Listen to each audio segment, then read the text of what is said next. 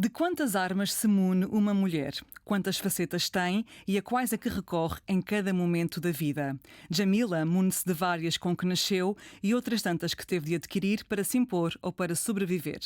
Mune-se da autoridade da sabedoria e da simplificação do discurso, do poder da mulher que é professora na New York University e que é uma das 100 mulheres mais influentes do mundo, segundo a BBC, e que foi um dia a menina curiosa que cresceu em Santos, em São Paulo, e que acompanhava o pai às reuniões do Partido Comunista. Jamila mune-se das técnicas de combate do Kung Fu e da cura interior do Reiki e do incenso, das lágrimas a ouvir Whitney Houston e das gargalhadas como forma de resistência. Mune-se sempre da filosofia e dos estudos como arma e muniu-se algumas vezes do silêncio quando era a resposta possível.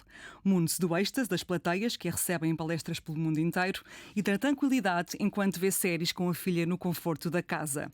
Jamila Ribeiro é tudo isto e é, sobretudo, filósofa, escritora, ativista, coordenadora do projeto Feminismos Plurais e é também a minha convidada de hoje. Seja muito bem-vinda à dona da casa, Jamila Ribeiro. É um prazer imenso estar aqui com você, Catarina. Bem-vinda. Jamila, fui revisitar a sua TED Talk que fez em novembro de 2016, em São Paulo, que se chama Precisamos Romper com os Silêncios. Na altura falava sobre esta necessidade de acabar com o silêncio, até dizia, por exemplo, o silêncio diz muito porque a ausência também é ideologia, uma frase que eu achei muito forte. Gostava de lhe perguntar, quase 10 anos depois desta TED Talk, ainda há silêncios que sente à sua volta que têm de ser rompidos? Sim, com toda certeza. Acredito que, claro que alguns a gente já conseguiu romper, mas vivendo numa sociedade como a brasileira, numa sociedade que foi criada no silêncio, vamos assim dizer, né? O silêncio de não falar de racismo, o silêncio de negar a existência do racismo durante tanto tempo, de criar uma ideia de que o Brasil era um país que as raças todas conviviam muito harmoniosamente. Então eu venho de uma geração que o silêncio foi imposto para a gente não sequer podia falar, era um tabu falar desses temas. Claro que com os anos a gente foi conseguindo romper com isso, mas ainda tem muitos silêncios, né? Numa sociedade como a nossa, de meninas e mulheres que ainda tem que enfrentar a imposição desse silêncio em relação às violências que sofrem. E a maior parte dessas violências acontecem dentro de casa.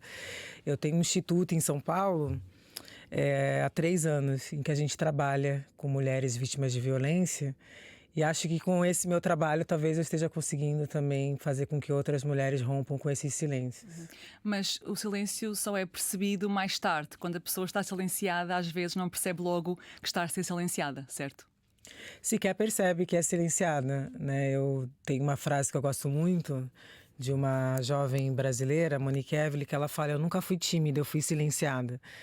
Então eu lembro que quando eu era criança, eu era uma criança super falante, alegre em casa. Mas aí eu fui para a escola e aí eu comecei a passar por racismo, uma série de violências na escola. Eu fui me tornando uma criança absolutamente silenciada, sendo que eu nunca fui assim.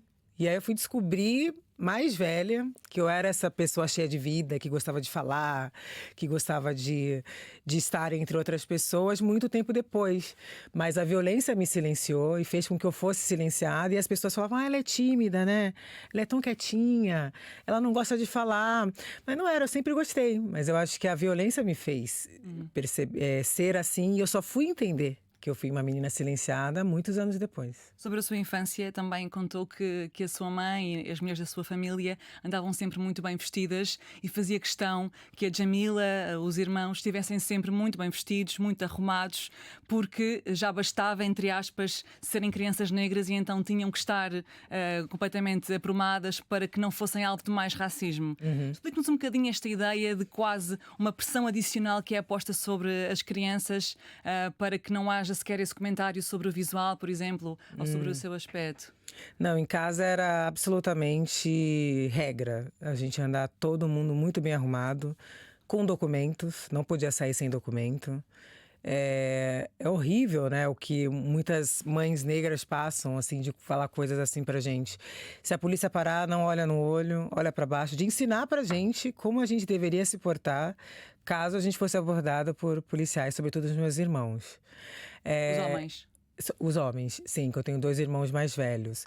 Ou coisas do tipo, né? Olha, se vai a algum lugar, fica sempre com a mão à mostra para as pessoas não acharem que vocês estão roubando. Então, é muito triste. Eu penso na minha mãe, como deve ter sido duro para ela ter que ensinar essas coisas pra gente desde que a gente era criança. E sair bem arrumado era a regra absoluta dentro de casa, porque ela dizia exatamente isso. Vocês são crianças negras, já sofrem racismo, tem que andar bem vestidos, senão vão confundir vocês com crianças que estão abandonadas e vão levar vocês embora. Então minha mãe se vestia muito bem, costurava as próprias roupas, exigia que a gente andasse muito bem vestido. E era muito dura também, né? No sentido de falar coisas assim pra gente. Antes eu bater em vocês do que a polícia. Então eu vou corrigir vocês em casa, porque vocês sequer têm o direito de errar como criança negra na rua, porque essas pessoas não vão ensinar vocês com amor. Então, no livro Cartas para Minha Avó, eu até coloco isso numa parte, né? Às vezes, ser uma criança negra é ser brutalizada para aprender a lidar com a brutalidade da vida. Então, eu tive uma educação que foi muito nesse sentido, dessa brutalidade, mas eu tenho certeza que minha mãe fazia isso porque ela tinha muito medo da forma como a gente seria tratado. E eu só consegui elaborar isso mais tarde para não passar isso para minha filha, mas também compreender a minha mãe e a minha avó, que foram mulheres muito brutalizadas e que brutalizaram os filhos por medo das violências que eles pudessem vir a sofrer. Mas aí passa-se um estado de hiperalerta para as crianças e para as jovens negras, no caso, não é? Portanto, lembra-se desse estado de hiperalerta, sempre atenta a tudo. E quão castrador é que isso pode ser também, esse estado de hiperalerta? Castrador, cansativo e claro, a gente como criança, claro que às vezes a gente esquecia. E aí minha mãe sempre vinha lembrar, né? Então senta direito. Cabelo. Cabelo arrumado. Vem aqui que eu vou arrumar o seu cabelo. Seu cabelo não tá bem vestido, não tá bem arrumado. Essa roupa não tá boa, não tá bem passada. Então era todo o tempo. E claro, a gente como criança, a gente só queria brincar. Às vezes a gente só queria sair, brincar, se sujar na rua e voltar. Mas ela tinha esse medo todo e fazia a gente ficar em alerta o tempo todo. E também tinha uma questão muito séria, né? Que era não poder errar. Então isso é muito duro, quando você todo mundo vai errar, isso faz parte da condição humana. Então a gente não podia errar, e se a gente errasse, a gente apanhava. Então não tinha uma segunda chance. Então isso é muito desumano, no sentido de que você tem que ser sempre 2 vezes melhor, você tem que tirar as melhores notas. Você é negro, se você é negro, você tem que ser melhor que todo mundo 3 vezes mais. Então fica uma pressão que adoece as pessoas negras psicologicamente, psiquicamente, porque é impossível você ser o melhor o tempo todo, e é impossível você não errar, porque isso é da condição humana. E ainda hoje também sente essa pressão, essa vozinha de não posso errar, tem que ser 3 vezes melhor do que os outros? Eu acho que essa vozinha, ela tá cada vez mais baixa dentro de mim. Como é que foi baixando o volume ao longo dos anos? Baixando o volume, acho que quando eu fui elaborando isso em terapia, quando eu fui também lendo outras mulheres. A confiança em si também, no percurso, isso, não é? A confiança em si. Mas eu também acho que a própria história de muitas mulheres que me antecederam, o fato de eu estar também dentro dos movimentos sociais, de ter acesso à literatura, a pessoas que me ajudaram a pensar e a refletir e elaborar isso. Então eu falo que eu não tenho como culpar a minha mãe, porque eu pude elaborar, eu tive a oportunidade de elaborar, eu pude fazer terapia, eu pude estar em espaços com pessoas que me fortaleceram. E eu mesma pude buscar depois esse meu próprio desenvolvimento nesse sentido. Então essa voz é cada vez mais baixa, mas ela apitou no meu ouvido durante muitos anos. Uma das minhas perguntas era precisamente essa, que era o seu dia, os seus dias são passados a falar, a escrever, a palestrar, a pensar e muito a mexer em feridas pessoais e coletivas. Há alturas em que às vezes dá vontade de largar o tema porque custa, é duro, é cansativo, e esse cansaço por vezes impõe-se. E de que forma é que ele aparece na sua vida?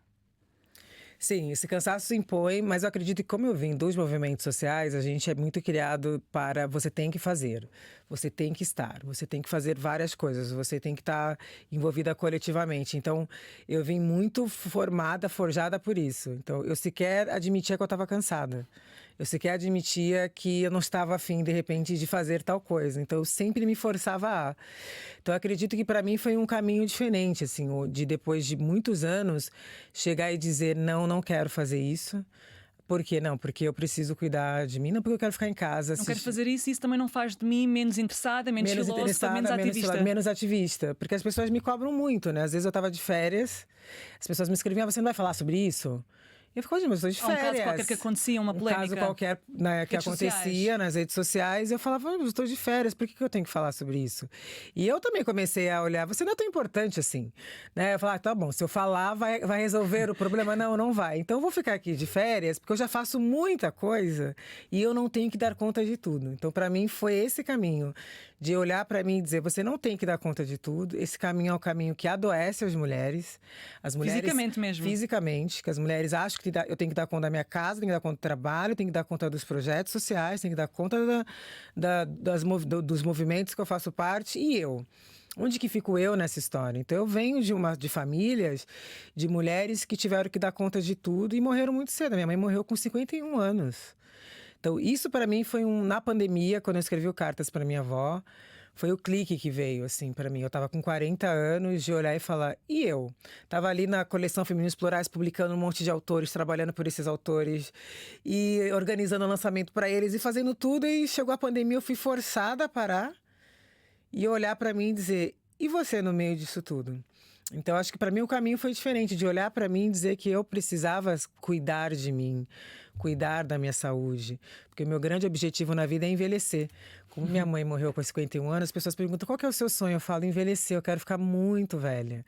Eu quero poder ter longevidade na minha vida. Eu venho de famílias, meu pai morreu no ano seguinte da minha mãe, aos 52 anos. Né, de pessoas que adoeceram por conta de todas as condições sociais às quais elas estavam ali. Mas é preciso fazer uma diferença entre a responsabilidade que sente e que tem e a responsabilidade imposta pelos outros e pôr limite nessa responsabilidade. Exatamente. É entender aquilo que de fato você está fazendo e não ficar sendo atendente de demanda dos outros. E a gente, como mulher, as pessoas jogam tudo em cima da gente. Né? Ah, você tem que fazer isso, você tem que dar conta de tudo, você tem que ser isso, tem que ser a super mulher. E eu de olhar e falar, bom, não, por que você não vai falar sobre isso? Porque eu não quero. E hoje eu consigo, mas foi um exercício, porque antes era... Não, porque na verdade minha filha já ficou doente tantas vezes, coitada. Eu não conseguia dizer simplesmente porque, gente, eu tô já cheia de coisa, já faço um monte de coisa, que não quero fazer isso. Então, para mim, foi todo o trabalho de hoje falar por quê? Porque não faz sentido para mim, eu já tô fazendo um monte de outras coisas que faz sentido para mim, e eu não quero fazer isso, eu não vou dar conta de tudo. Tá tudo bem. Nem quero dar conta de tudo. Nem pretendo dar conta de tudo. Eu acho que a gente também tem que começar a... Eu falo, meu pai, quando era criança, eu nasci numa cidade de praia, né? E a gente que cresce cidade de praia, a gente é criado a saber nadar, mas a respeitar o mar. E eu lembro que um dia eu entrei no mar, assim, e fui pro fundo, desobedeci ele. E aí tomei um caldo, quase afoguei. E aí, quando eu consegui sair do mar, ele olhou para mim e falou assim, olha para você e olha pro mar. Olha o tamanho do mar. E aquilo me pegou, né? O mar é muito grande, olha o seu tamanhinho perto daquela imensidão. Então, acho que quando eu tô também muito, assim, acontece muita coisa na minha vida, eu procuro ir à frente ao mar e olhar e falar, olha o meu tamanho perante essa imensidão. Eu não vou estar mais aqui, essa imensidão vai estar aqui. Então, acho que também é importante a gente reconhecer o nosso tamanho e aproveitar essa jornada que a gente está aqui, claro, para fazer as coisas que são importantes para mudar o mundo, do que a gente acredita, mas também para cuidar da gente, daquilo que a gente quer fazer por nós. Até para conseguir continuar. Exatamente. Mas para ajudar a continuar também, há sempre os aliados e as aliadas. E a Djamila escreveu já vários livros, é uma autora que tem vendido bastante. Nas últimas contas, era mais de 1 milhão de livros no Brasil, mas agora, entretanto, a contagem já deve estar maior do que esta, de certeza.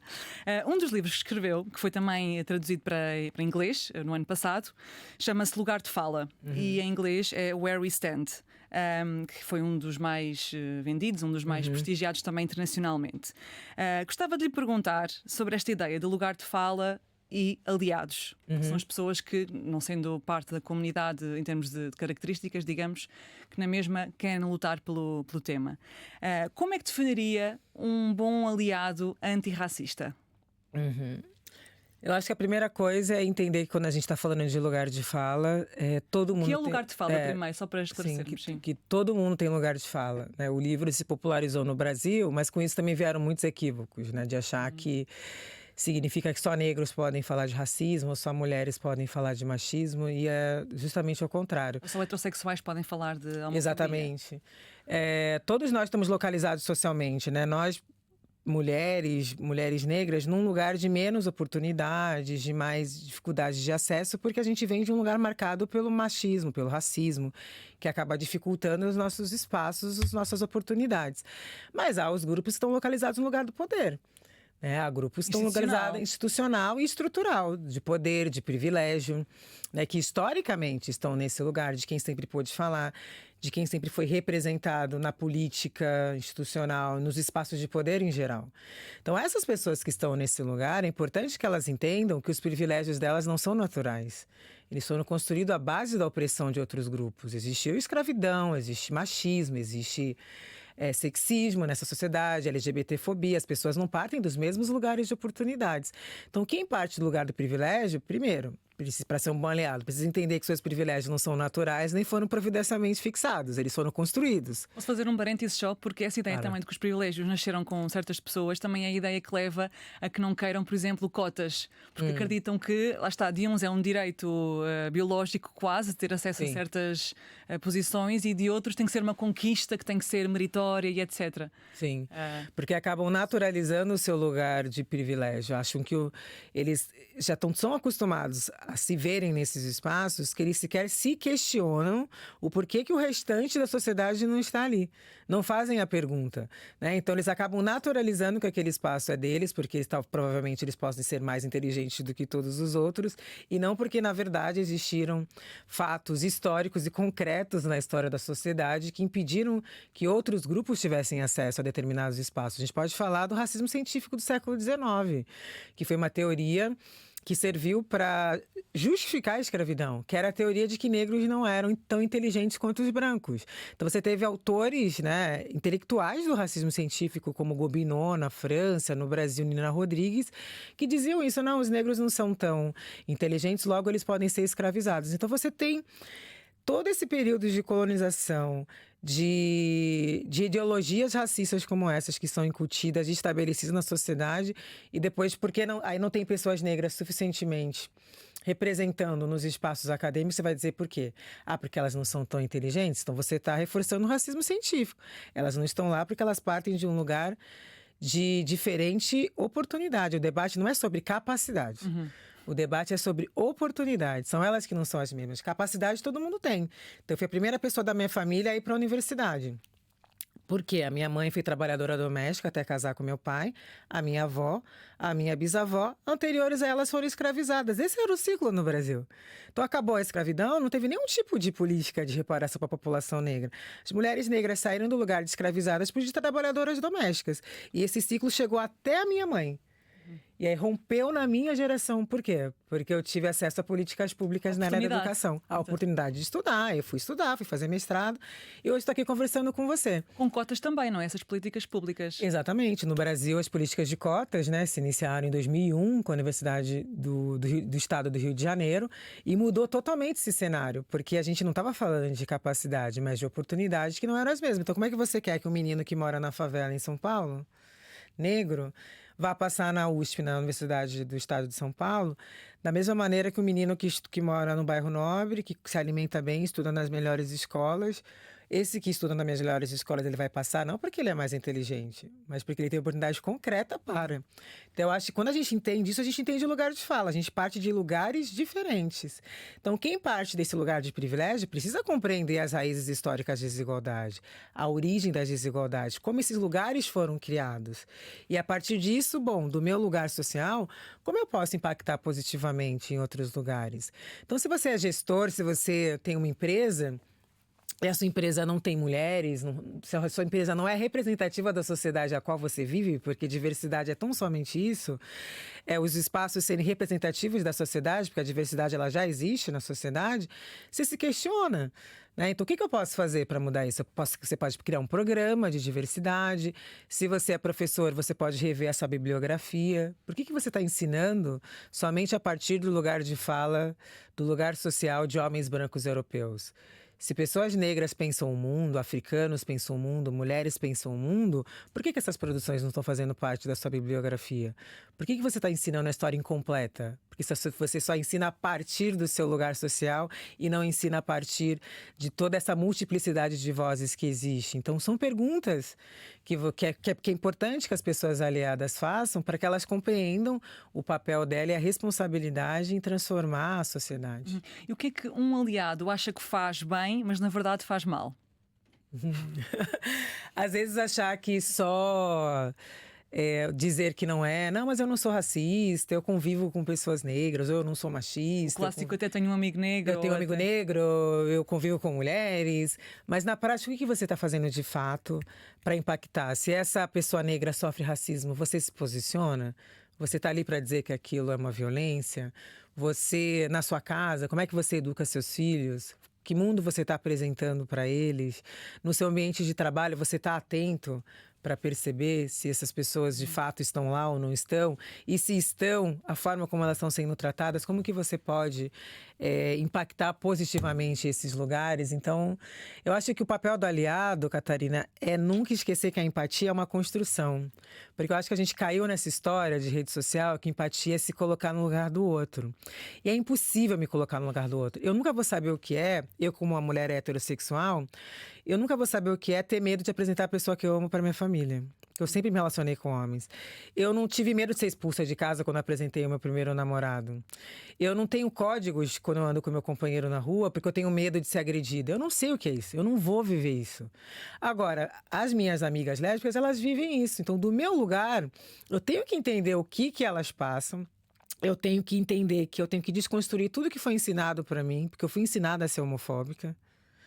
Eu tenho que estudar sobre a realidade das mulheres lésbicas e, a partir disso, eu vou saber como agir, eu vou saber como impactar positivamente e não ser uma pessoa que legitima o lugar da dor.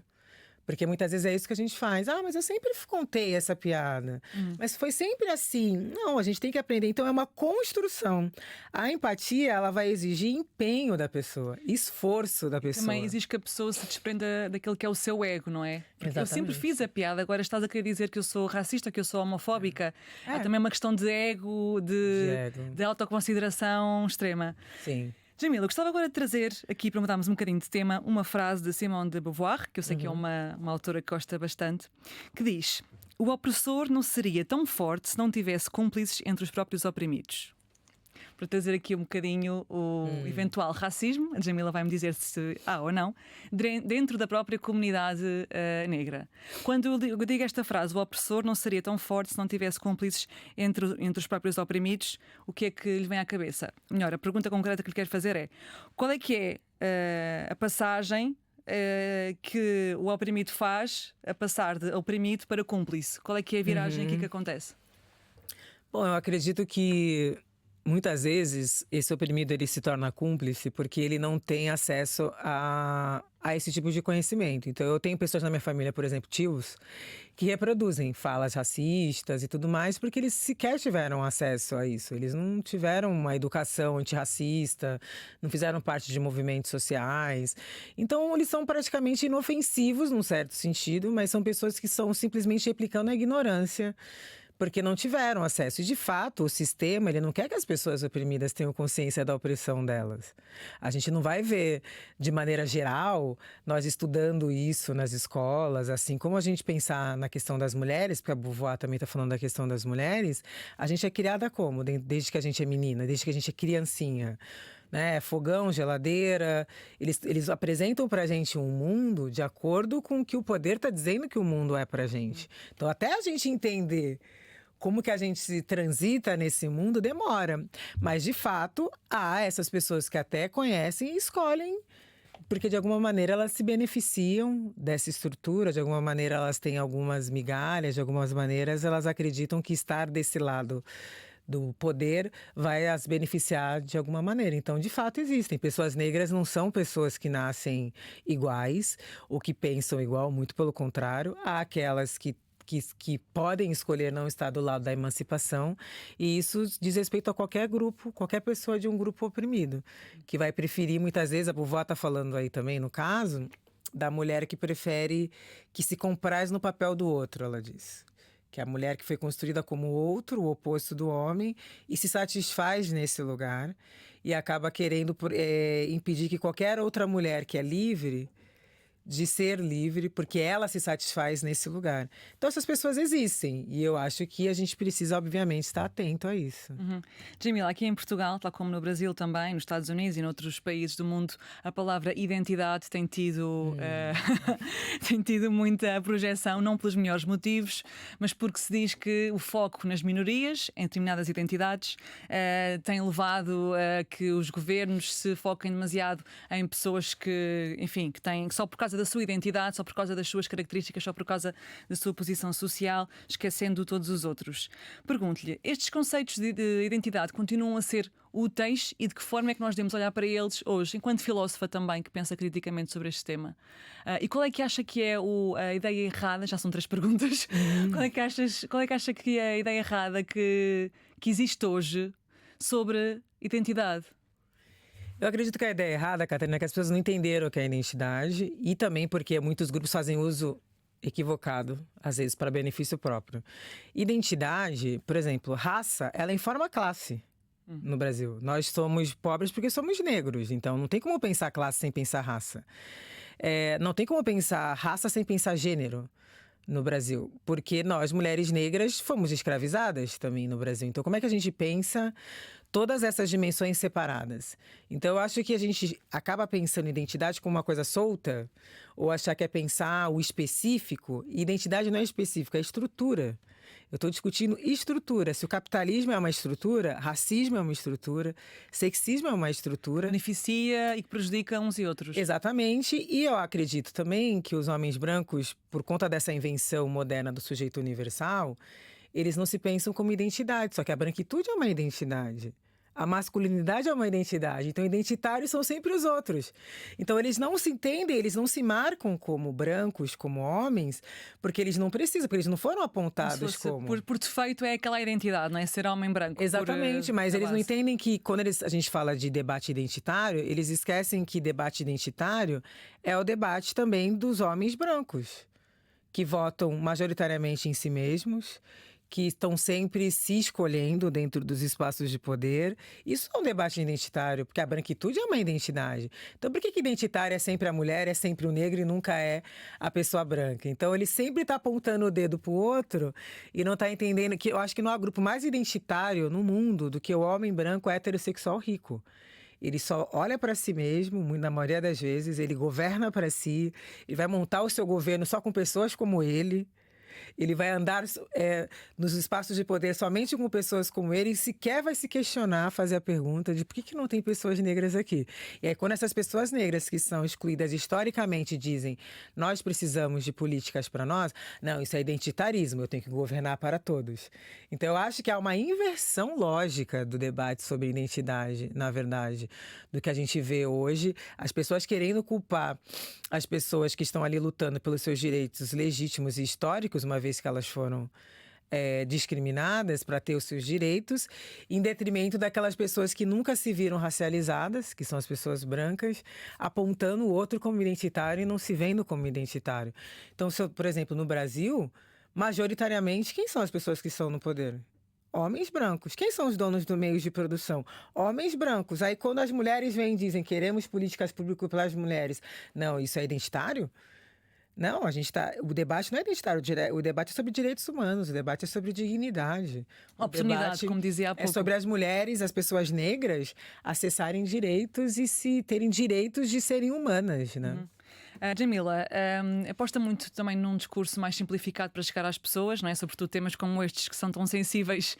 Às vezes é preciso descomplicar para que as pessoas entendam a mensagem e etc. E sempre que se fala nestes temas do racismo, do feminismo, diz-se muitas vezes que a chave para resolver é a educação. Dos mais novos, dos mais velhos, educar e educar.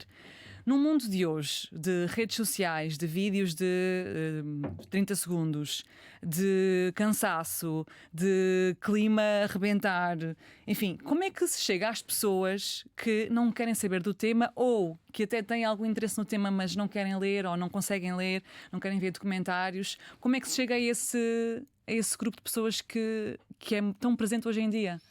Eu sei que esta é a questão de 1 milhão de euros, não é? Ou de reais. De reais. É um desafio, mas... Bom, falando da minha experiência, né? Quando a gente lançou a coleção Femininos Plurais e o selo editorial também que eu lancei no Brasil, a gente publicou 27 livros até São hoje. muito acessíveis, até em termos de preço, não é? Acessíveis. Então, eu fui estudar o mercado editorial para entender como é que funcionava. Era interessante que os livros fossem acessíveis no preço, acessíveis na linguagem. E também que a gente entendesse que não necessariamente organizar só eventos em livrarias. Porque do lugar social que eu venho, a livraria ela é intimidante para muitas pessoas. Então a gente começou a organizar eventos em equipamentos públicos, por exemplo. A gente começou a fazer eventos não só no centro de São Paulo, mas nas periferias. Tipo de equipamentos públicos, por exemplo? Centros culturais, bibliotecas. Espaços menos formais, digamos assim. Isso, exatamente. Que são públicos no Brasil, né? Alguns centros públicos no Brasil, em São Paulo. Mas também, como o Brasil é um país muito grande, para mim era importante sair do eixo Rio-São Paulo. Então a gente foi viajar pelo Brasil. E aí, para mim, acho que o que funcionou, por isso que acho que os livros... A coleção foi um sucesso, porque para mim é importante falar com e não falar para. E eu acho que muitas vezes a gente tem uma arrogância de achar que o outro é burro, que o outro não vai entender. E às vezes as pessoas estão ali reproduzindo visões complicadas justamente porque elas não tiveram acesso àquela visão. Claro que eu não vou ficar discutindo com gente que quer me destruir, isso daí é outra história. Mas existem aquelas pessoas que não tiveram acesso, né? Qual é a diferença entre falar com e falar para? Falar com, você se predispõe a trocar e escutar a pessoa. Escutar o que ela tem a trazer, mesmo que você ache aquilo que ela está falando igual uma das para coisas. Igual. Exatamente. Mesmo que ela está trazendo uma coisa que você fala, não, isso não tem nada a ver, mas você acata e você responde e você tenta estabelecer um diálogo. O falar para, você se coloca numa posição hierárquica, você se coloca acima, então estou aqui ensinando as pessoas sobre isso. E eu acredito que essa arrogância acaba afastando muito as pessoas. Então, para mim, era importante. Não é? Sente-se. E elas se sentem intimidadas, elas se sentem parte. Então, para mim é importante convidar as pessoas a refletir junto comigo. E não chegar num lugar e simplesmente ir lá dar uma palestra e me colocar num lugar hierarquicamente superior às pessoas. Então, eu acredito que meus livros hoje estão nas escolas no Brasil, nas escolas públicas, privadas. Eu chego numa periferia, às vezes em qualquer lugar do Brasil, as meninas estão lá além do meu livro. As pessoas falam, nossa, como é que isso foi possível? Eu falo, não foi ficando sentada dentro de casa. Foi realmente indo até as pessoas, conversando com as pessoas, olhando no olho das pessoas. E eu acho que isso, às vezes, isso falta. A gente fica muito na rede social, que ela é importante, inegavelmente. Eu divulgo muita coisa na rede social, muita coisa. Mas aliado à rede social, eu acho que a gente não pode esquecer desse olho no olho, de estar com as pessoas. Então, em 2019, eu andei o Brasil inteiro. Antes da pandemia. Antes da pandemia, e sentava com as pessoas, fazia eventos nos lugares mais remotos, onde as pessoas não iam. E olhava, vamos conversar sobre esse tema. E eu acho que isso é muito importante, a gente convidar as pessoas a pensar junto e falar com as pessoas. E quebrando com essa coisa, porque, por exemplo, às vezes a pessoa é pobre, mas tem um posicionamento absolutamente conservador. Geralmente as pessoas vão falar, cara, essa fulana é burra, essa senhora. Só que não entende que no Brasil, por exemplo, a maior parte das senhoras pobres são evangélicas. A religião negra no Brasil hoje é evangélica. E aquela senhora, aquela igreja, ela dá algum tipo de pertencimento para aquela senhora. Não é porque ela é uma fascista, é porque simplesmente ela se sente pertencida. Um homem negro numa favela no Brasil, com a Bíblia debaixo do braço, ele não vai ser parado pela polícia. Então, se a gente não entende esses signos e simplesmente aponta os dedos, a gente não consegue conversar com as pessoas. E para mim, acho que é importante romper com essa arrogância e também estar disposto a ouvir quem pensa diferente da gente. Também é preciso querer saber, exatamente. Nos últimos anos tem-se falado muito sobre estes temas e, enfim, com a Jamila Ribeiro e com outras pessoas que têm surgido, mas ao mesmo tempo também nos últimos anos têm surgido discursos também anti-pessoas negras. No caso do Brasil, por exemplo, com Jair Bolsonaro, normalizou-se uma série de comentários feitos por políticos que não eram comuns e com Trump e etc. Da sua análise, que também tem estado a viajar por todo o mundo, esteve a fazer agora uma turnê pela Europa, por isso é que estamos aqui em Lisboa, por isso é que nos encontramos aqui, e disse logo que sim ao meu convite, fiquei muito contente por ter aceitado o meu convite. Pergunto-lhe, tem visto mais disponibilidade das pessoas para querer saber, porque de facto hoje em dia há muito mais ativistas e também se posicionam publicamente, ou é mais forte um movimento de divisão e de não importância? As duas coisas. Essas duas coisas estão acontecendo ao mesmo tempo, né? Eu não acredito que o tempo é algo linear. Acho que ao mesmo tempo que tem poder, tem resistência. Ao mesmo tempo que tem essas pessoas falando essas coisas absurdas, tem as pessoas resistindo a isso.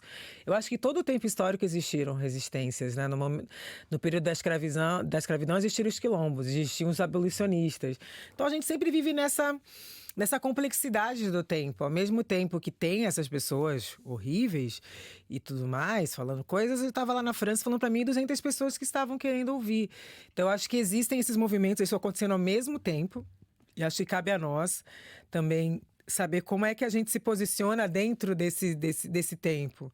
Então, muitas vezes, para mim, é importante silenciar essas vozes que só querem odiar, porque isso para mim também é distração. Eu já perdi muito tempo, rebatendo pessoas que só queriam me odiar. Então, hoje em dia eu não faço mais isso. Eu aprendi muito, tomei muita bronca das mais velhas. Foca naquelas pessoas que estão querendo te ouvir.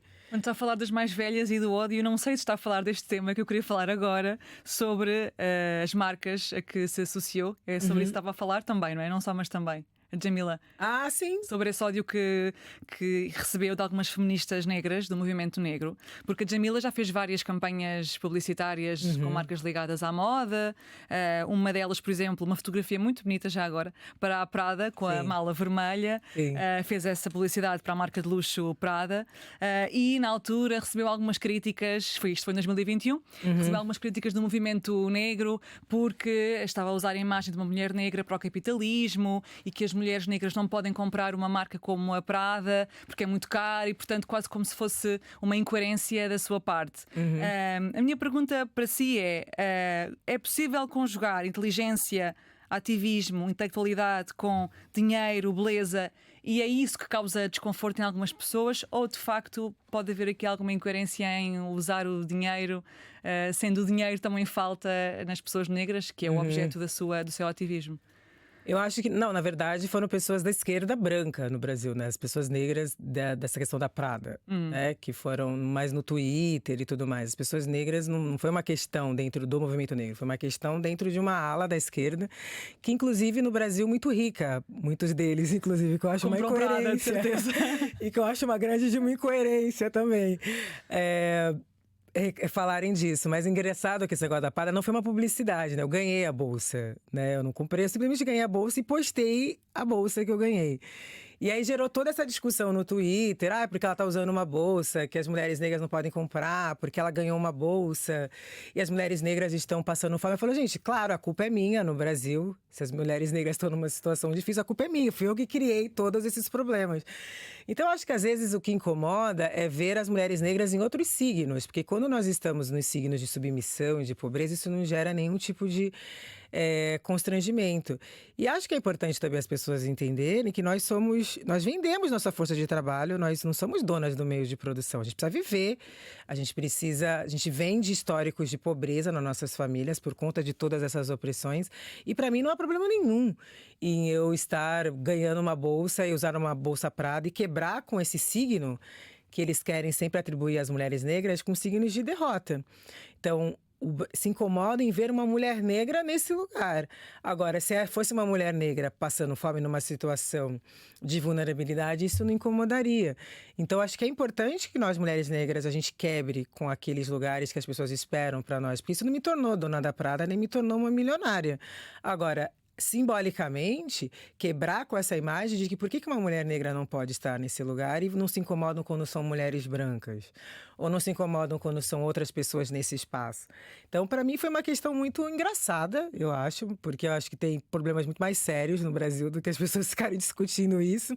E quando eu tive a oportunidade de estar com a Chimamanda, que ela escreve o prefácio do meu livro em inglês, ela tinha feito anos antes para Dior, a gente deu muita risada disso, porque eu falei, ela também foi super atacada quando ela fez para Dior. E nós rimos muito disso, porque falou, gente, falta problema para essas pessoas. Qual que é o problema de uma mulher negra? Apresentar essa imagem. A gente não está falando que eu não estava ali vendendo a bolsa, falando que a bolsa era antirracista. Ou usando a pauta para dizer, olha, agora o feminismo, não sei o que, acabou. Mas muito pelo contrário, eu estava ali como um indivíduo olhando, mostrando a bolsa, eu não estava usando a pauta para dizer que aquilo, como muitas pessoas fazem, inclusive. E isso eu jamais faço, não me associo, não concordo, digo muito não, poderia ter muito mais dinheiro do que eu tenho hoje se eu tivesse aceitado fazer marcas, isso. É isso? De marcas que chegam e falam, olha, a marca tal agora é uma marca antirracista. Não, eu não faço isso. Eu não estava pegando a bolsa para dizer, olha, a Prada agora ela é antirracista, veja. Não, era uma mulher com uma bolsa. Era a Djamila como um indivíduo, não era a Djamila ativista. A Djamila ativista tá ali no dia a dia, tá ali no seu instituto. Não estava usando a pauta para isso. Estava simplesmente uma mulher com uma bolsa. Mas é difícil ver uma mulher que é filósofa ativista também como mulher que gosta de moda e de beleza. Nós queremos compartimentar muitas pessoas. Exatamente. E gosto de moda e beleza por causa da minha mãe, que era uma ex-trabalhadora doméstica, era chiquérrima por causa da minha tia, que costurava, porque a gente aprendeu a se vestir bem. Minha mãe era uma mulher belíssima, minha mãe se arrumava, minha mãe se penteava, minha mãe se maquiava, né? No Cartas para Minha Avó eu falo como que eu olhava fascinada para minha mãe. Então esse meu gosto vem da minha família. E eu não vou aceitar que as pessoas me coloquem em caixinhas. Eu adoro moda, eu gosto de me sentir bem, eu gosto de maquiagem. Para a Avon também, não é? E para outras, fez várias capas de revista também. Várias capas de revistas e com looks e montação. Então, ao mesmo tempo que se você me encontrar no dia a dia, eu vou estar sem maquiagem, né? Vou estar ali fazendo minhas coisas. Eu não sou escrava disso. Mas também gosto disso em determinados momentos. E não acho que isso tem que ser uma questão. Né? Eu não acho que as pessoas querem colocar muito a gente dentro de caixinhas que elas criaram na cabeça delas. E eu, como Djamila, eu sou o que eu sou. E esses comentários na altura respondeu ou conseguiu ter essa racionalidade de pensar isto não é sobre mim, está tudo bem, não fiz nada de mal? Da Prada, eu debochei, na verdade. Eu respondi ironizando, porque eu acho isso uma perda de tempo, com tantos problemas sérios pra gente discutir naquele país e isso virar assunto. Eu acho que é muita falta do que fazer. Quando falava sobre o ódio, então, segundo aquilo que eu percebi, dos movimentos negros daquelas mais antigas, referia-se a quê exatamente? Me referia, quando eu lancei o Lugar de Fala, fui muito atacada no Brasil, sobretudo por homens, né, que não leram um livro, que diziam que o livro era uma bobeira, uma bobagem. O incômodo de ver uma mulher negra best-seller no Brasil, porque isso é um lugar ainda muito novo. Então, as pessoas... Teve épocas no Brasil que eu falava, eu estava sendo atacada, não podia falar nada. Né? Então, mas era depois que eu fui entender que era isso. E um dia eu estava reclamando com uma das mais velhas, eu falei, porque não sei o quê, porque eu não aguento mais, porque é muito difícil. E elas eram outras mais velhas juntas, elas olharam e falaram, né, só com ela, né? Ai, tadinha, ela é a princesa. Djamila, aconteceu comigo, com a fulana, com a ciclana. Isso acontece com qualquer mulher que ouse romper com aquilo que foi dito que era para ela ser. Então, assim, você precisa bancar. Vai ler as histórias das mulheres que te antecederam. Você precisa bancar o lugar que você ocupa e parar de dar atenção para essas vozes. Então, uma das pessoas que também me acolheu muito foi a Grada Quilomba. Lá em 2019, eu lembro que foi um ano muito duro para mim. Eu estava na Flip. Eu acho que ela percebeu, talvez, que eu estivesse muito esgotada. E me chamou para conversar e falou coisas muito bonitas para mim. Para de ouvir as vozes do passado. Você está dando muita importância para as vozes do passado. Você precisa focar no que você está fazendo. E isso me fortaleceu muito. Para de responder essas pessoas. Isso é distração. Elas querem te distrair do seu foco. Então, uma mulher no Brasil que ocupa esse lugar que eu ocupo, nós somos ainda muito poucas. E isso gera um estranhamento e gera um ódio. E foi o que uma delas disse para mim, né? Esse ódio todo é uma maneira de dizer, volte para o seu lugar. Porque a partir do momento que você sai desse lugar, como eles não sabem lidar com você, eles não têm repertório para lidar. Ferramentas. Em ferramentas, porque eles não estão habituados a ver isso. Então, isso me ajudou muito a focar, a não ouvir as vozes do passado, a meditar, fazer yoga, fazer meu Kung Fu e falar... Reiki, que agora é meu mestre de Reiki, não é? também, deixa falar, porque vão falar. Já pode fazer Reiki também às outras pessoas, não já? Nossa, se quiser pedir, eu envio. A gente marca o horário que eu te envio. Okay, pode ser agora, já estamos aqui durante a entrevista. Djamila, há duas coisas que ainda continuam a ser muito alvo de incómodo por parte das pessoas racistas, ou que têm comportamentos racistas. Uma é o poder, como estava a dizer, e outra é o dinheiro, que na verdade também está relacionada com o facto dos seus livros serem best-sellers e também com esta questão de ser feito campanhas publicitárias. Porquê que o dinheiro, ou melhor, onde é que se vê que o dinheiro, que a emancipação económica é ainda uma das questões que borbulha mais nos discursos racistas? Porquê que incomoda tanto uma mulher ou um homem negro com dinheiro no bolso? É porque a nossa emancipação econômica leva à nossa independência, né? Quando a gente não é fortalecido economicamente, a gente depende sempre das estruturas de poder, depende sempre da boa vontade das pessoas, depende sempre que os aliados tenham consciência. Então, a partir do momento que a gente consegue se fortalecer economicamente, a gente consegue construir os nossos próprios projetos, a gente consegue bancar os nossos próprios projetos. Acho que é importante também dizer isso, que muitos projetos acabam porque não conseguem se manter economicamente. Então, isso incomoda. Né? E porque também você está, de alguma maneira, mudando essa estrutura. De alguma maneira, você está ali balançando essa hierarquia que foi colocada. Né? Então, as pessoas elas se acostumaram muito bem, inclusive, com seus privilégios, e de não ter que lidar, com a Grada Quilomba fala, com essas vozes que trazem o desconforto. Então, às vezes, de repente, você estava acostumada a estar em espaços com pessoas só como você, e você falava coisas que ninguém se incomodava. De repente, tem outras pessoas lá que vai olhar para você e vai falar: nossa, a sua fala é absurda, e vai trazer para você um desconforto do qual você não está acostumado e você não quer lidar com ele. Então, mas acho que, sobretudo, a emancipação econômica, inclusive das mulheres, né? Por que as mulheres lutaram tanto pela sua emancipação econômica? Para não serem independentes, para poderem fazer suas próprias escolhas. Jamila, como eu referi, está a fazer uma tour pela Europa, que acaba agora aqui em Portugal. Portanto, é professora também em Nova Iorque, vários livros publicados. Enfim, nesta altura da entrevista já sabemos muito do seu currículo. Mas mesmo assim, pergunto-lhe, mesmo assim, sendo reconhecida nesta área há tanto tempo e sendo também uma intelectual com mestrado em filosofia política e reconhecida desse meio, ainda continua a ser alvo de comportamentos, olhares racistas? Ah, com certeza. Estava aqui a dizer que não, para ficar com esperança, mas não. Não, porque as sociedades são racistas, né? Independente do lugar que eu esteja. As pessoas ainda... Mas acho que fora do Brasil ainda tem a questão de ser brasileiro. Acho que é muito importante falar isso. As pessoas não estão acostumadas na Europa e nos Estados Unidos a ver mulheres brasileiras em determinados lugares. Ainda tem uma ideia de sexualização exacerbada das mulheres brasileiras. Onde é que vê isso?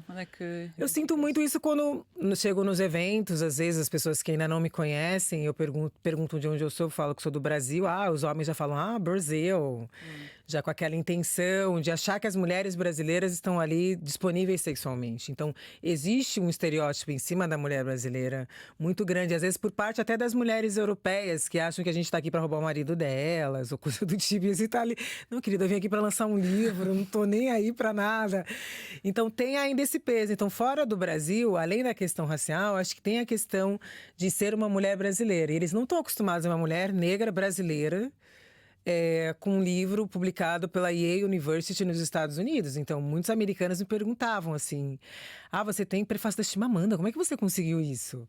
Né? Nossa, você foi publicada por Yale. Eu não fui publicada por Yale. Então, eu ouvi isso, coisas de colegas meus nos Estados Unidos. Eu dizia, pois é, né? Cada um com seus problemas. Então, um choque de ver uma mulher negra brasileira... Uma expectativa negativa que depois não era correspondida. Não era correspondida, mas também de ocupar, às vezes, espaços que nem eles estavam ocupando. Então, isso choca, né? Porque eu sou publicada nos Estados Unidos pela Universidade de Yale. Meu primeiro lançamento foi lá, na Universidade de Yale, uma universidade tradicional. O lugar de fala, aliás, foi através dessa universidade. Exatamente, também e com o prefácio da Chimamanda. Então, você chegar nos Estados Unidos como brasileira, nesse lugar... Eu senti um certo choque, assim, das pessoas, de alguns americanos, porque eles não esperam que uma brasileira esteja, vamos dizer assim, em pé de igualdade com eles, vamos assim dizer. Como é que se responde a esses comentários? Para mim é muito tranquilo de dizer, pois é, né? Eu sempre respondi, como é que você conseguiu a Chimamanda? Eu falei, porque o livro é bom, a gente se conheceu no Brasil, ela se identificou, faz parte, né? Ai, nossa! Então, eu geralmente, a gente vai envelhecendo, a gente vai deixando essas coisas mais assim. Acho que importante era a minha presença lá, fazer um bom trabalho. Isso para mim era muito importante. E acho que é justamente por isso que eu tô voltando agora, né? Eu volto em setembro a morar nos Estados Unidos, para lecionar, dessa vez no MIT. Eu sou a primeira brasileira a ser selecionada para esse programa que chama Martin Luther King, de professores visitantes. E em setembro estou voltando novamente para os Estados Unidos. Mas a forma como também foi reagindo a esses comentários também foi se alterando ao longo do tempo? Se calhar antes tentava explicar o porquê de ter certa conquista e hoje em dia já não entra sequer nessa tentativa de estar a justificar o seu sucesso? No Brasil, não, acho que porque. Fora. Ah, Eu digo fora, ou seja, quando lá está, quando era perguntado ou quando havia surpresa nessas conquistas suas, antes reagia se calhar de uma forma diferente e agora, com a solidez da carreira, etc., e com outras ferramentas, já reage de forma diferente. Houve uma evolução nessa reação a essas. Sim, eu acredito que sim. Nos Estados Unidos, como foi a primeira vez, né? Foi a primeira vez que eu fui morar fora, as pessoas ainda estavam meio. Mas na França, por exemplo, eu publico desde 2019 na França. Já tem um público. Então lá não, muito tranquilo, as pessoas não se espantam tanto. Nos Estados Unidos, acho que talvez até pela questão imperialista, de ser um país que só traduz 3% de livros ao ano. Uau! E que é muito centrado em si mesmo, talvez essa primeira chegada tenha causado um certo espanto. Mas agora vem enfim, o MIT dando aula para o MIT, acho que agora talvez eles não, não se questionem tanto do porquê que, né, eu tenho um livro publicado por IA. Bom, ela vai dar aula no MIT, então agora nós temos que, né, reconhecer que as próprias instituições americanas estão reconhecendo esse lugar, porque o americano é muito isso, né? Se a instituição está reconhecendo, então ele segura um pouco do incômodo.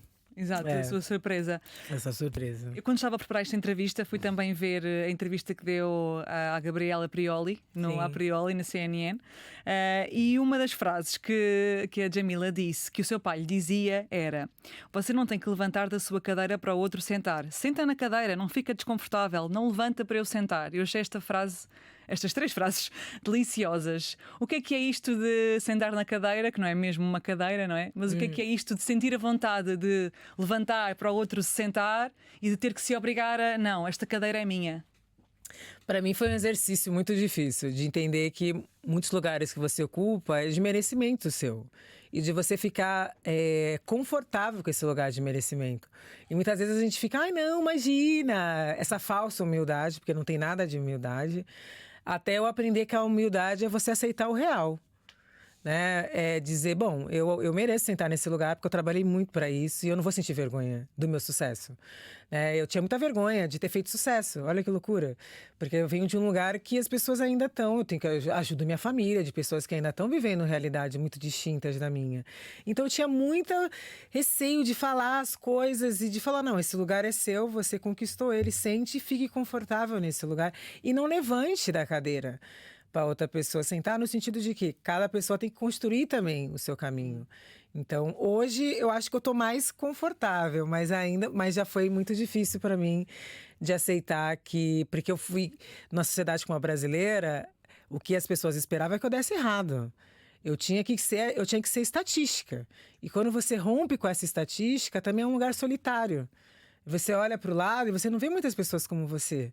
Então, se eu tivesse muitas pessoas, talvez esse lugar fosse mais confortável. E ainda menos pessoas que vão estudar, depois fazem pausa na carreira, no estudo, e depois voltam, porque... Depois voltam, mais velhas e mãe. Exatamente. Jamila foi estudar jornalismo, na verdade, portanto, poderíamos estar aqui numa posição inversa, provavelmente, se tivesse continuado. Depois engravidou, e depois, quando voltou, decidiu estudar filosofia. Que é uma arte bastante mais difícil até do ponto de vista do trabalho e do emprego de se efetivar. E depois, portanto, quando voltou à universidade para estudar filosofia, foi com 28 anos. Portanto, fez várias coisas que supostamente já eram tarde para fazer na sua vida. Isso também foi passado e ainda assim conseguiu recuperar este tempo porque tem a ver com o seu mérito. Certo? Certo. E foi difícil falar. Eu era mãe, né, morando numa cidade, estudando em outra. Então o que eu escutava das pessoas era: você não pode abandonar a sua filha como pai para ir estudar. Eu nunca entendi essa frase. Então eu senti muito essa questão de ser mulher nessa época. Meus pais falecidos, ficou com o pai, e eu passava alguns dias da semana fora e voltava. Então foi muito difícil para mim de estudar, lidar com a culpa e depois ter que dizer: não tenho que ter culpa nenhuma, estou estudando, não estou fazendo nada demais. E ter ido estudar, não ter desistido de mim. E eu acho que é muito importante falar isso para as mulheres. Nunca é tarde, porque muitas vezes acontecem tantas coisas nas nossas vidas, né? Eu fui ser mãe, fui mãe jovem, tinha perdido meus pais muito cedo. E às vezes a gente se abandona daquilo que a gente quer como ser humano, porque eu era mãe, eu amava a minha filha, mas eu não estava completa naquele papel de só ser mãe. E qual que era o problema disso, de eu não estar completa e realizada só em ser mãe? Eu queria também realizar algo como indivíduo. Então, acho que é muito importante isso, da gente também se realizar como indivíduo, mesmo a gente sendo mãe, da gente não esquecer de quem a gente é. E hoje o que é que ensina a sua filha para ela não ter essa culpa e ser mais livre do que aquilo que a Jamila foi enquanto foi crescendo? Cara, essa geração, o negócio, ela tem 20 anos, ela é super mais, assim, livre do que eu era na idade dela. Mas eu acho que tem a ver também com a própria criação, né? Com eu também, de saber o que eu levava para frente da minha educação, do que eu não levava. E eu tento criar minha filha desse jeito, ela tendo escolhas que eu não tive, inclusive, na época dela. E hoje é uma menina que está estudando para fazer matemática aplicada. Que gosta de maquiagem, que gosta de vai põe aquelas unhas de gel e é super nerd da matemática. Eu acho isso maravilhoso, porque as pessoas vão pensar uma nerd da matemática. Não, você vai chegar em casa, ela vai estar toda maquiada, com penteados super diferentes e gosta de esporte. Então, eu acho que é bonito isso de ver na minha filha, de que ela vem de um lugar em que ela não se... Diferente de mim, que fui me podando, eu sinto que ela tem muito mais essa liberdade. Floresceu mais rápido. E liberdade de ser quem ela é. Ela também gosta de Kung Fu ou não? Ou é só a mãe? Não, é só a mãe. Ela gosta de tênis. Porquê que gosta de Kung Fu? O que é que lhe interessa nesta arte de combate? Eu gosto muito dessas filosofias, assim, do Kung Fu, que você juntar o Yin e o Yang, que não necessariamente o mais forte ganha, mas sim quem tem mais técnica. Então, como mulher, me interessou muito, assim, essa perspectiva de você conseguir derrubar, às vezes, um homem que é 3 vezes mais forte do que você. E acho que é importante a defesa pessoal. Acho que toda mulher deveria fazer, sobretudo vivendo nessa sociedade que a gente vive. Que ainda não tem fim das desigualdades à vista. Para terminar, uma frase que também li sua e que gostava que explicasse era que dizia que a felicidade é uma obrigação e que a felicidade é uma forma de resistência e é aquilo que muitas vezes é chocante para tantos que esperam de uma comunidade discriminada, tristeza e recado. Porquê que a felicidade é uma obrigação? E que felicidade é esta de que fala? É uma obrigação ancestral, né? Que a gente fala no sentido de que para nossa ancestralidade é muito importante que a gente seja feliz, sobretudo num país que colocou a gente para ser infeliz. Sendo que a maioria da população no Brasil é negra. É negra. E é tanta discriminação, é tanta desigualdade, que eles esperam da gente é sempre essa imagem de dor, de sofrimento, esses signos de derrota.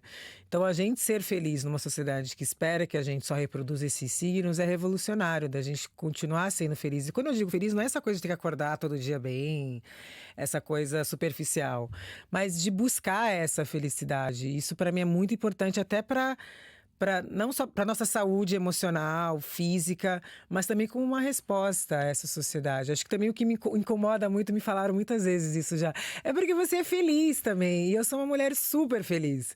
Eu amo minha vida. Claro que tem dia que eu acordo triste, eu aceito minha tristeza. Eu faço yoga, eu aceito a dor. Eu não sou uma pessoa que, não, eu vivo a dor, eu vivo a tristeza. Mas eu digo felicidade mesmo num sentido geral. Porque eu acredito na vida, eu acredito que nos meus orixás e no candomblé, né, para terminar, eu sou do candomblé. Que é a sua religião, não é? É minha religião. É muito trabalho, assim, a gente trabalha muito, mas sempre tem um dia da festa. E no dia da festa a gente vai tocar, todos os orixás vão descer e todos os orixás vão dançar. Então, acho que celebrar também é muito importante. A gente comungar desse espírito de felicidade. E acho isso revolucionário para nós mulheres em geral e, sobretudo, para nós mulheres negras. Terminamos com a Revolução da Felicidade. Muito obrigada. Obrigada, Catarina. Jamila Ribeiro. Obrigada a vocês. Foi um gosto enorme. Nós voltamos na próxima semana com mais inspiração, com mais liberdade e com mais vida. Até lá.